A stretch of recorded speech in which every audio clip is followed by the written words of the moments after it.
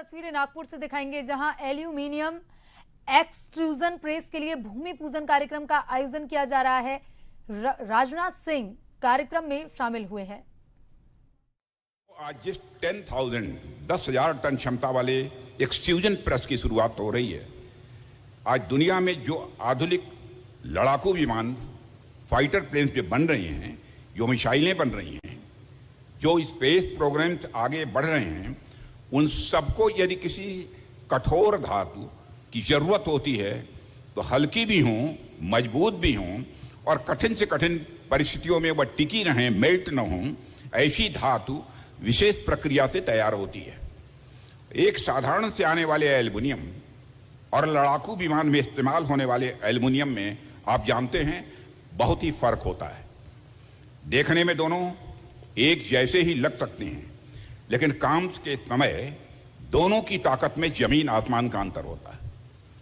और विमान में लगने वाली धातु को बहुत तेज गति भी बर्दाश्त करनी पड़ती है, सहनी होती है, भारी दबाव भी झेलना पड़ता है और कई बार लो टेम्परेचर का सामना भी उससे करना पड़ता है।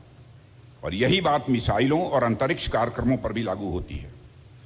और इसलिए केवल मेटल होना काफी नहीं है, मेटल की क्वालिटी भी उतनी ही अधिक महत्वपूर्ण है। अगर क्वालिटी अच्छी होगी तो हर परिस्थिति में हमारे लिए सहायक होगी। और हमने ऑपरेशन सिंदूर के दौरान अपने सेनाओं की कामयाबी को प्रत्यक्ष देखा है। एक वर्ष पूर्व हमारी आर्म्ड फोर्सेस ने जो अदम्य साहस दिखाया था साथियों, वह इतिहास में स्वर्ण अक्षरों में अंकित हो गया है।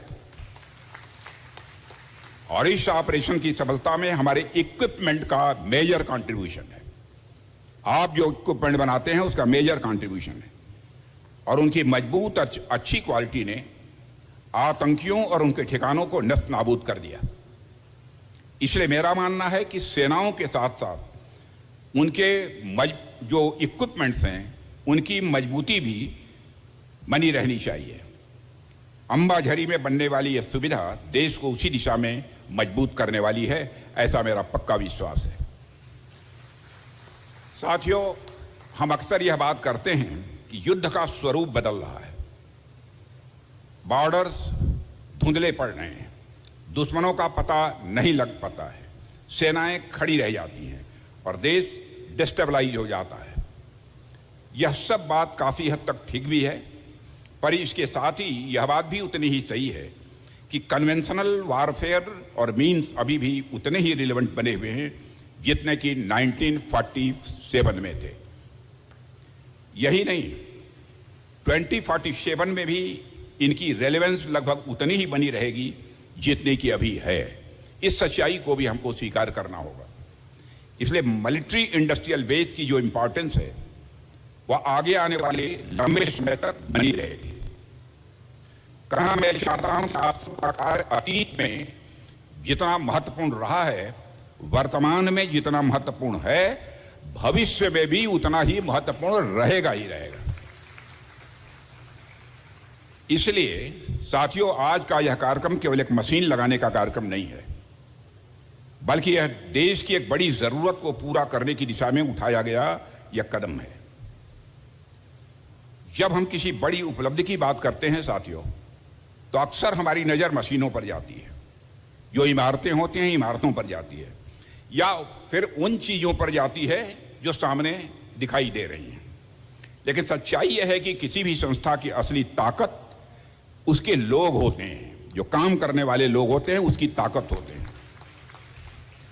कोई कारखाना हो वह अपने आप नहीं चलता है, कोई भी मशीन हो अपने आप काम नहीं करती है, उसके पीछे लोगों की मेहनत होती है, उनका अनुभव होता है और अपने काम के प्रति उनकी जिम्मेदारी होती है।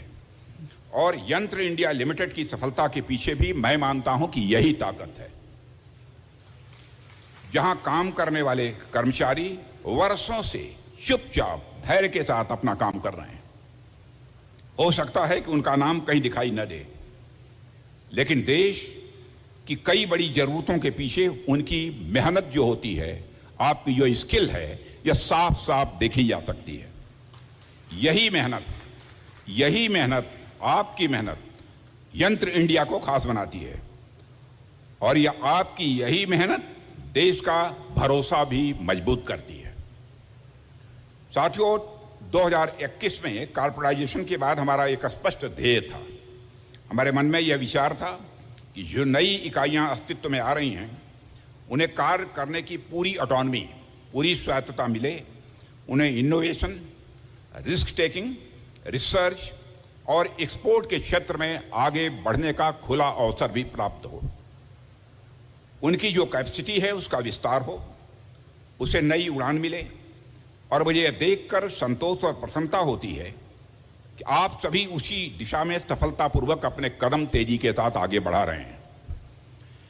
कुछ आंकड़े अगर हम देखें तो मुझे बताया गया है कि कॉर्पोरेटाइजेशन के पहले फाइनेंशियल ईयर 2019-20 में ऑर्डिनेंस फैक्ट्री बोर्ड का प्रोडक्शन जो केवल 12,755 करोड़ था, वह बढ़कर 2025-26 में 26,282 करोड़ रुपए तक पहुंच गया है।